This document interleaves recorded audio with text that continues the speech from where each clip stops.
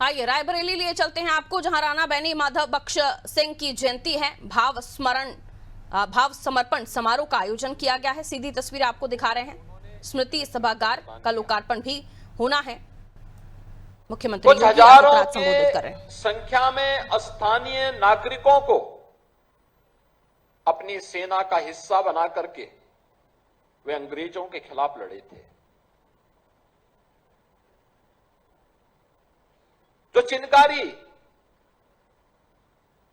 बैरकपुर में मंगल पांडे ने चलाई थी, उस चिनगारी को जिसे मेरठ में धन सिंह गुर्जर ने आगे बढ़ाने का काम किया था, जिसे नाना साहेब और त्याता टोपे ने कानपुर के बिठूर से एक नई ज्वाला के रूप में आगे बढ़ाया था, और जिस लड़ाई को खूब लड़ी मर्दानी, वो तो झांसी वाली रानी थी। झांसी की रानी लक्ष्मीबाई ने झांसी में जिस लड़ाई को आगे बढ़ाया था, उस लड़ाई का नेतृत्व इस क्षेत्र में कोई कर रहा था तो वह नाम था राणा बेनी माधव बख्श सिंह जी का। और आज यही कारण है कि इतने वर्षों के बाद भी हम उनको स्मरण कर रहे हैं।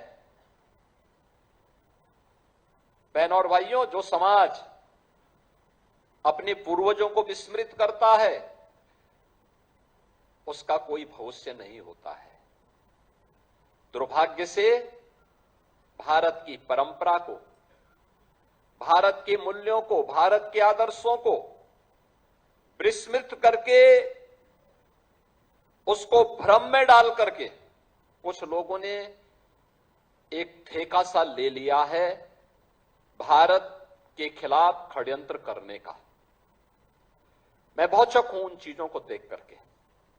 मैं भी पिछले दिनों इस रायबरेली के सांसद श्री राहुल गांधी जी के एक बयान को पढ़ रहा था। उनका बयान, ये महाराष्ट्र के अंदर उन्होंने एक बयान दिया, और उन्होंने बयान दिया कि महिलाएं मनु स्मृति के बंधन को तोड़ करके अब बाहर आ जाएं। राहुल जी एक राहुल गांधी के रूप में आपसे देश बहुत अपेक्षा नहीं करता है, कोई अपेक्षा नहीं करता है। लेकिन भारत की संसद में, भारत की सर्वोच्च पंचायत में नेता प्रतिपक्ष के रूप में आपको देश के लोकतंत्र के प्रति जवाबदेही बनाता है। आपने भारत के संविधान की शपथ ली थी, और संविधान की शपथ लेकर के आप भारत की परंपरा को, भारत की विरासत को कोसना अपना जन्मसिद्ध अधिकार समझते हैं। आप यूपी के बाहर जाते हैं तो यूपी को लांछित और अपमानित करते हैं। भारत के बाहर जाते हैं तो भारत का अपमान करते हैं। भारत की सेना जब सीमाओं पर दुश्मनों के खिलाफ लड़ती है तो आप भारत की सेना के जवानों से प्रमाण मांगते हैं। आतंकवाद के खिलाफ देश की लड़ाई में देशद्रोही तत्वों को आप प्रत्यक्ष और अप्रत्यक्ष रूप से प्रोत्साहित करते हैं। अयोध्या में प्रभु श्री राम के अस्तित्व पर आपकी पार्टी प्रश्न खड़ा करती है,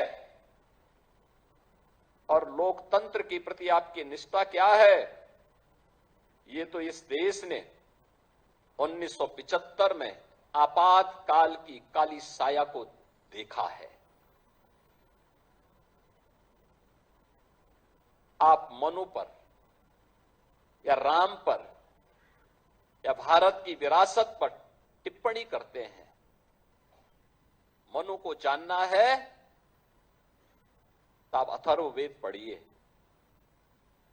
शतपथ ब्राह्मण पढ़िए, मत्स्य पुराण पढ़िए,